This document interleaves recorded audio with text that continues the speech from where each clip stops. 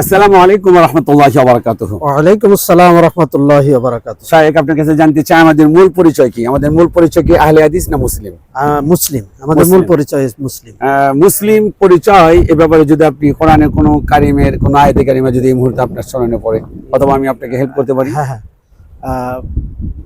লা তামুতুন্না ইল্লা ওয়া আনতুম মুসলিমুন ওয়া মান আহসানু কাওলাম মিম্মান দাআ ইলাল্লাহি ওয়া আমিলা সলিহান ওয়া ক্বালা ইন্নানি মিনাল মুসলিমিন।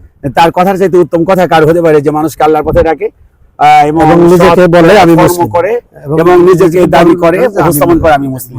জি, ধন্যবাদ। আমরা দ্বিতীয় নম্বরে যে বিষয়টি জানতে চাই আপনার কাছে যে আমরা যে মুসলিম হিসাবে আমাদের সবচেয়ে গুরুত্বপূর্ণ তাওহীদ আগে না আমাদের শিক্ষা আগে? ইকরা আগে না তাওহীদ আগে? আগে শিক্ষা। আগে শিক্ষা। জি। শিক্ষা গ্রহণ করার পর সবচেয়ে গুরুত্বপূর্ণ যে বিষয় তার নাম কি?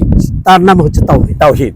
এবার প্রশ্ন হলো যে একজন মুসলিম সে দাবি করে কিন্তু তার মধ্যে যদি তাওহীদ না থাকে তাহলে সেই ক্ষেত্রে সেই মুসলমানের দাম কতটুকু? না, সে মুসলমানের দাম থাকবে না। যদি মুসলিম হিসেবে তার ভিতরে তাওহীদ না থাকে তাহলে অবশ্যই তার ভিতরে শিরকের আশ্রয় থাকবে। সুতরাং সে মুসলিম হিসেবে গণ্য হতে পারে না। শাহেক, আপনাকে ধন্যবাদ। আপনার কাছে দ্বিতীয় নম্বর প্রশ্ন, পৃথিবীর সবচাইতে জঘন্য সবচাইতে কবিরা গুনাহ কোনটি? শিরক। শিরকের গুনাহ হচ্ছে সবচেয়ে বড় ইন্না শিরকা লা যুলমুন আযীম। আযীম। আপনার কাছে 3 নম্বর প্রশ্ন, যদি কোনো মা বাবা কোনো সন্তানকে শিরকিয়াতের যদি আহ্বান করে সেই ক্ষেত্রে মা বাবার কথা মান্য করা ওয়াজিব না অমান্য করা? অমান্য করা ওয়াজিব। সেই ক্ষেত্রে অমান্য করা ওয়াজিব।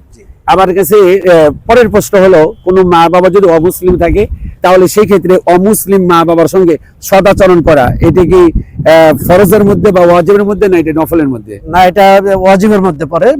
অমুসলিম হলেও বাবার সঙ্গে সদাচরণ করতে হবে। আচ্ছা, আপনার কাছে নেক্সট প্রশ্নটা সেটা হলো যে ইরানের উপরে হামলা হচ্ছে, অনেক ভাইরা দেখা যাচ্ছে আকীদাগত প্রশ্ন টেনে এনে ইরানকে সমর্থন দিচ্ছে না, বরং তারা নিশ্চুপ রয়েছে। এদের ব্যাপারে আপনার অভিমত কি? আকীদার ব্যাপারে আমরা ছাড় দিতে রাজি না। জি জি, আমরা আকীদার ব্যাপারে ছাড় দিতে, কিন্তু ন্যায় এবং অন্যায়, হক এবং বাতিল সেই ক্ষেত্রেও যদি তাকান তাহলে আমরা কি ইসরায়েলকে সাপোর্ট করব না ইরানকে সাপোর্ট করব? না না না, আমরা ইসরায়েলকে তো সাপোর্ট করার কখনো প্রশ্নই জাগে না। হ্যাঁ, বরং যে কেউ ইসরায়েলকে ধ্বংস করার জন্য যদি যে কেউ অগ্রসর হয়, সে যেই হোক তাকে আমরা সহযোগিতা দিতে প্রস্তুত।